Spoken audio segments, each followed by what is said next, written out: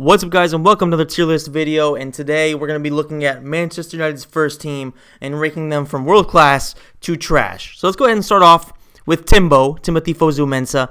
And this is a guy who actually has a lot of talent, but for some reason, no manager has really given him a lot of time. I mean, like Louis van Gaal played him a bit when he was at the club, but other than that, nobody's really given him any space. He's been sent out on loan, I think, a couple times. Once to Fulham, and once I think maybe to Crystal Palace. So he's never really, I don't know, he's just never really done anything, and I don't think he's a bad player, but I don't think we can really put him anywhere other than, I don't think he's really anything better than bad, just because, I mean, he has the talent, but he hasn't really shown anything, and I think mentally there's something wrong with him, so I'm going to have to go ahead and put him at bad for now. Luke Shaw is a guy that, of course, came to United with a lot of hype around him. He was looking like he could potentially be the best left back in England.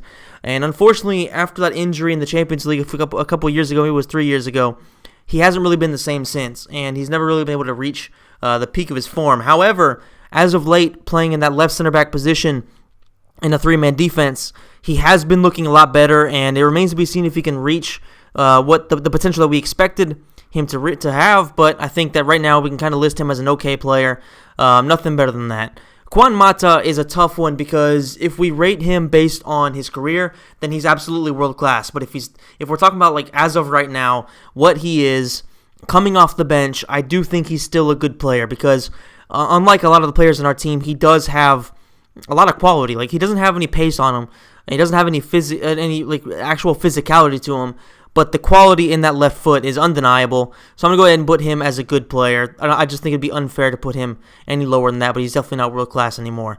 Angel Gomez, it'll be interesting to see what happens with this guy moving forward, if he does stay at the club or if he leaves. I feel like he is one of the most talented players in the team, and based on what we've seen so far in the youth team and what little we have seen of him in the first team, there's basically infinite potential in this kid. But as of right now, we can't really say much about him. I'm not going to put him as a bad player, but there's really nothing to base on to say he's a good player as of right now for Premier League standards. Let's take into consideration here that we're not talking about like he's a good player or he's a trash player for Sunderland or even like taking a look at Aston Villa. He's not trash for Aston Villa. He's not okay for Aston Villa. For Aston Villa, he'd be world class or he'd be a top player. But for United standards, as of right now, at this young age, I can't really put him anywhere other than okay. Going into Jesse Lingard. Now, this guy, over the past couple of years, has had a monstrous dip in his form. He looks like he's absolutely nowhere near what he used to be. And having signed with Mino Raiola recently, I just don't think there's anything positive coming from his career anytime soon, really. So he's probably going to be shipped off come the summer. It's a shame to see because he was a guy who had basically lived and breathed the club ever since he was a little kid, and to see this change of event, this basically change of how people feel about him, it's pretty sad. So based on how shit he's been all season, his touch has been off, his quality's been off, his work rate's been off. So I'm gonna go ahead and put him as a bad player. Eric Bailly. Now I feel like Eric Bailly, alongside Harry Maguire, is most certainly the best center back in the team. Like there's no doubt about that. Unfortunately for him, he's constantly injured. So if he can just get himself a run of form and a run of actually just playing matches, I feel like he could definitely be world class one day. But right now, considering how he's just constantly injured, and the fact that we have seen how good he is when he is playing, I'm gonna go ahead and put him as a good player because injuries aside, he has shown time and time again that he is very, very good.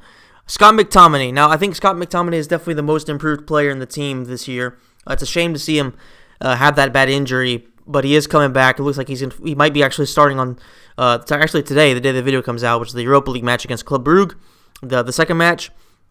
So, I mean, he has the potential of being world class, and I feel like he definitely has shown to be our best midfielder except for Bruno Fernandes. And, of course, Bruno has only been here for, a month now, less. So it only makes sense for Scott to kind of be fitting around him and eventually Paul Pogba if he actually decides to play as our best midfield trio. Now, we also do have Fred, who's been playing really well, but I think that McTominay alongside Bruno has definitely been our best midfielder of the season. I'm going to go ahead and put him as a good player. Now, Marcus Rashford is going to be a tough one because I'm going to put him high up, and a lot of people out there, his haters, are going to be saying there's no way he deserves it, he's overrated, and blah fucking blah. But fact of the matter is, this guy has missed, a month now, maybe more, due to injury, okay, and he's already got 14 goals just in the Premier League alone. He was playing injured through a lot of that time as well.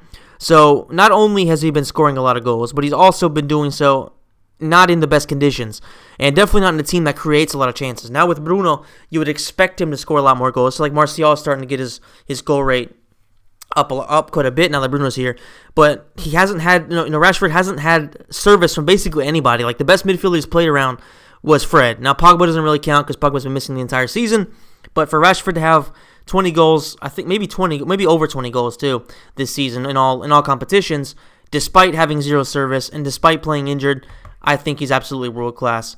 You can hate on that if you want, but statistically, at his age, compared to where Cristiano Ronaldo was at his age, Marcus Rashford is actually better in the same club, in the same league, playing with way worse players. Phil Jones. I mean, is there any doubt where this man's going to go? He has to be world class. There's absolutely no. I'm just kidding. He has to be trash. He's pretty much a walking meme at this point. Everything he does is completely wrong, and he just really can't do anything right, no matter what he does. Like even when he does appear to make the right decision, it always somehow backfires on him. And his face, it just kind of says it all, and believe it at that. Daniel James is a tough one because he came onto the scene just basically like a fucking tornado. He as soon as he played against Chelsea, he came on as a sub and he got a goal, and it was just looking like it was going to be the dream start for him. And he actually had a few really solid performances to start off with, and it was looking like he was going to be way better than we expected. But at the end of the day, we only spent like 20-something million for him, and he's only like 21. So it only makes sense for somebody to have come at the club that young for that price to not necessarily be a world-class player or even really a good player at this point in time. He could grow into being a world-class. The potential is there, and if he can play with the right people and be coached by the right managers, then there is a chance of him reaching that level. But as of right now, I'm going to go ahead and put him as okay because we don't really know what he actually is, because he has some really bad games and he also has some good ones too. So as of right now, I'm going to put him as an okay player. Anthony Martial. Now, Martial of late has really started to step up his form, and I feel like he still has a lot to do for this club. When we signed him, he had that clause that was mentioning Ballon d'Ors and stuff like that, so everybody immediately expected him to be just this GOAT-level striker immediately. But realistically, he came in very young, coming into a new league, a new country. There was a lot of stuff for him to learn, and I feel like right now, with Bruno Fernandes, with Rashford once he comes back, he's going to have the players around him to really get the best out of him, and I feel like this is only going to be good for him, and I do think he will eventually get to a world-class level, but for right now, I'm going to put him as a good player. David De Gea has had a rough year and a half, 2 years now, basically since the World Cup in 2018, but there's no denying that over the years he has been, if not the best keeper in the world, one of the top three pretty much consistently. There were a few years where he was absolutely number one, especially with Neuer injured, and I feel like things haven't really changed. He's starting to get his confidence back now that he has Maguire in front of him. Now with his three-man defense, it's working a lot better. We've actually been keeping clean sheets pretty regularly, and I just feel like it's time for David De Gea to get back to where he belongs, which is the number one keeper in the world. And I just feel like he has to be world class no matter what. I mean, it would be an absolute joke of me to say he isn't. Victor Lindelof, he's been underwhelming in a lot of matches, and he's actually done really well in a few. So he's one of those guys where on his day can be really good, and on his on having an even slightly bad day, he can be really shit. He's not fast. He's not physical. He doesn't read the game very well, but he does have good passing. So, I mean, he does have some qualities, but I feel like for a center back, you really need to be a lot better than what he is if you're going to be playing at this level. So, I don't think he's a bad player, but I don't think he's really a good player either. He could prove me wrong, but I'm going to go ahead and put him as okay. Mason Greenwood is a future GOAT level player, and I've said a lot about a lot of people who haven't turned out to be that, but I feel like Greenwood has already shown so far in his career that he has all the potential in the world, and I just think that somebody who has scored as many goals as he has at that age, in the first team, not even talking about the youth level, it's pretty astonishing, especially because he's been thrown into a team that's full of injuries, and he's pretty much consistently had really good performances and just kind of shown what he's all about. So I'm going to go ahead and put him as a good player because, yes, he's very young, but he has done very, very well ever since he's come into the team. Now, Marcos Rojo, I think it's kind of unfair for him to be on here because this isn't quite updated. He is on loan in Argentina somewhere. Can't remember exactly what team he went to. I want to say Estudiantes, but I could be wrong about that. It might be River Plate or something like that. But regardless, he's not really a good player. I wasn't a big fan when he came in. I never really liked him as a fullback. I never liked him as a center back, so I've just never really been a fan of him at all. I'm not going to put him as trash, but I'm just going to put him as a bad player because he does do some things well, but overall he's just not really a good player. Now, Lee Grant, he's one of those guys that's just pretty much impossible to judge because, I mean, he doesn't play. He's played like one match in his time here, so it's kind of mean to put him as trash. It's definitely uncalled for to put him as bad. So I just kind of feel like we're gonna go put him as an okay player because we don't know what he's actually up to, and I don't know. We're just gonna put him there because it doesn't really feel like it'd be right to put him any lower considering how much he plays.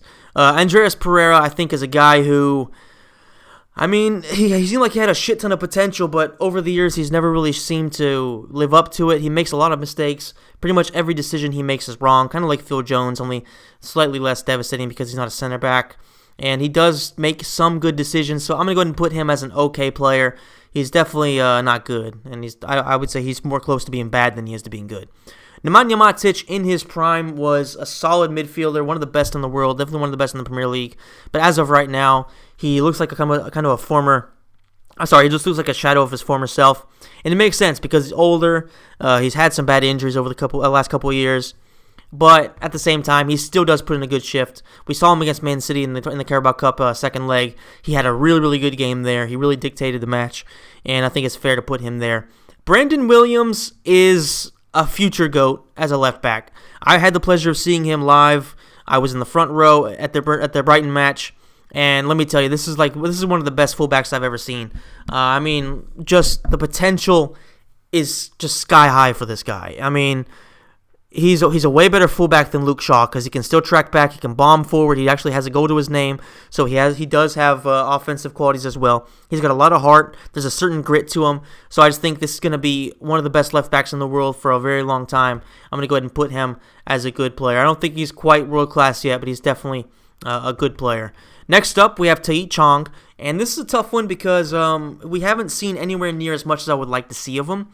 But what we have seen has been really, really good. I feel like he has the potential to be a good player for the standards of what I'm talking about right here, a Champions League level team, or at least Europa League at this point. Well, we all know what we are. We're a Champions League level team, club wise.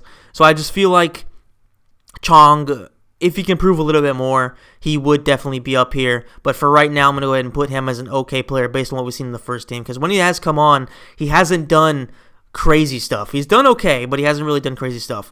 Paul Pogba, I mean, you can say whatever you want about him, but let's just be completely real. This guy is world class.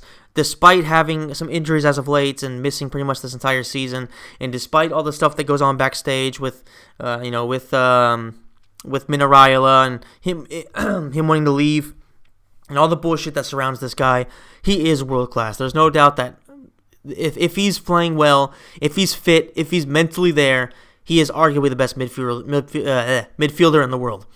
Harry Maguire, he gets a lot of shit, and he has made a few mistakes since coming to United, but in his defense, he's been playing with Phil Jones and Victor Lindelof, so very far from being top center backs. Despite that, though, he has made some mistakes, but he's only been here for like 7 months or 8 months, and he's already become the captain of the club, which is kind of controversial because it's it's early doors for him, but he's clearly made himself known in the locker room as somebody who is respectable and really does take responsibility. So I figure that says a lot, and he does actually have a pretty solid pedigree here, and he has been playing pretty well as of late, especially with the new 3-man defense. He does have a goal to his name in the Premier League. He has one in the Cup as well, but it's actually a fucking really phenomenal goal too in the Cup, in the Carabao Cup. No, it was the FA Cup. So hats off to him there. I'm going to go ahead and put him as good. I don't think he's quite world class. He's no Chiellini, he's no Ramos, he's no Piqué. You know what I mean? He's not that level, but he's just a step below that. Aaron Wan-Bissaka doesn't get the credit he deserves. I feel like he is the most underrated player in English football as of right now. What he's shown so far since coming to United is simply world class. There's just no doubt about that. Defensively, he is, I would say, the best right back in England, arguably the world too. I mean, it's hard to find anybody who is actually better than him. I think that Kyle Walker is one of those guys who could potentially be considered better than him, but there's really nobody else, I think. I mean, with all due respect to Trent Alexander-Arnold, I mean, he's phenomenal going forward. He is probably the best player Liverpool have in terms of being a creator with assists and stuff like that. So I would say he's definitely a world-class fullback, but defensively, Wan-Bissaka has him beat, and he's way better than him defensively. So I'm going to go ahead and put Wan-Bissaka as our fourth world-class player. You can hate on me if you want, but that's just a fact, in my opinion. Fred has had a really, really good season. It's actually his breakout season. Last season, he had a rough start, and he wasn't doing too well, but we're really starting to see him get comfortable. We're really starting to see the real Fred, I think. He dictates the pace. He dominates matches, and I definitely think he has earned himself the ranking of being a good player. He could potentially become a world-class player if he keeps it up and really starts dominating alongside Bruno Fernandes, but as of right now, I think he's going to be good. Ashley Young, thankfully, is no longer our problem. He fucked straight off to Inter Milan, and that's just a beautiful sight to see. So him alongside Phil Jones are trash. He shouldn't even be here because, thankfully, Inter Milan is basically our junkyard, or they're basically our dump site, and we've given them two of our biggest bums, and of course Lukaku, so they can stick him up their ass, and he's going to be trash 100% until the end of time. Sergio Romero, I think you have to put him as a good keeper because apart from the mistake he made last week against Club Brugge, he has shown consistently to be the best, basically, second goalkeeper in the world. You know what I mean? Like, there is no better sub-goalkeeper in world football, I think, than Sergio Romero. He has a ferociously good clean sheet rate. I think it's like 31 or something like that in 52 matches, something like that. So he has a very, very good percentage of clean sheets. And every time you call upon him, you pretty much know he's going to be a guaranteed solid keeper. Next up, we have Garner, and this guy has a lot of potential. As of right now, we haven't really seen much of him in the first team, but we've seen some very, very good things from him in the youth side, in the youth team. In the academy, he's done very, very well, and I feel like this guy has future captain all over him. So we'll see what happens with him going forward. Hopefully, he'll get a lot more game time in the Europa League if we move forward, and hopefully next season we'll see him a lot more present in the actual side, playing matches, and hopefully he'll achieve what the potential he has actually is. So I'll go ahead and put him as an okay player. Like I said, he hasn't really done much in the first team yet. Hasn't really had the opportunity to, but yeah, I think that's pretty much fair. Diogo Dalot came to United with a lot of hype around him. Jose Mourinho was saying he was probably the best up and coming fullback in the world. I don't necessarily know if that's true or not. Offensively, we have seen that he is better than he is defensively, because defensively he's pretty woeful. But he's been injured quite a bit, so I can't really say he's even an okay player, because what we've seen from him so far hasn't really convinced me of very much. So I'm going to go ahead and put him as a bad player. Not Tuanzebe. Fuck that. No, Diogo Dalot, I'm going to go ahead and put him as a bad player for now. He might still prove us wrong, or me wrong, but as of right now, that's what I have to give him. Axel Tuanzebe, I think, has infinite potential as a center back. Now, his intelligence, his pace, his acceleration, his physicality, everything is there, and he did a really good job last season on loan to Aston Villa in the Championship, where he was able to gain a lot of experience again with a team that is definitely better than other Championship teams, of course, because they did win the league, or at least I can't remember if they won the league or not, but he definitely did very, very well there against a league where basically it's all about physicality. So he did a pretty solid job there. He hasn't quite had his opportunities in the first team yet, because unfortunately as soon as he was starting to play, he got injured and he hasn't been able to really come back since. But I feel like once he gets a string of games, him, Bailly, and Maguire will absolutely be our starting defense in the three-man defense, alongside Brandon Williams and alongside Aaron Wan-Bissaka on the right, mixing in maybe Luke Shaw depending on who's in better form. But I feel like he's definitely an okay player with the potential of actually being world class. So that's my tier list. Of course, we only have 4 world-class players. We have 3, 6, 9 good players. We have a bunch of okay players, so that's 10 okay players, 4 bad, and 2 trash. And like I said earlier in the video, take into consideration that these are okay, whatever I put them in, this is for Man United standards, not for your general Premier League standards or for your general team in general. We're talking about one of the clubs that is absolutely one of the biggest in the world. and that is aiming to win Champions Leagues, aiming to win Premier Leagues. That's what we're comparing them. We're comparing them to people of that level. So that's it, guys. I hope you enjoyed it. If you did, please smash the like button, subscribe to the channel, hit the notification bell if you want to get notified every time one of my videos comes out, because it's pretty much the best way you can help me, because otherwise YouTube will not help me out. Thank you so much, everybody who's watched, and I'll see you in the next video.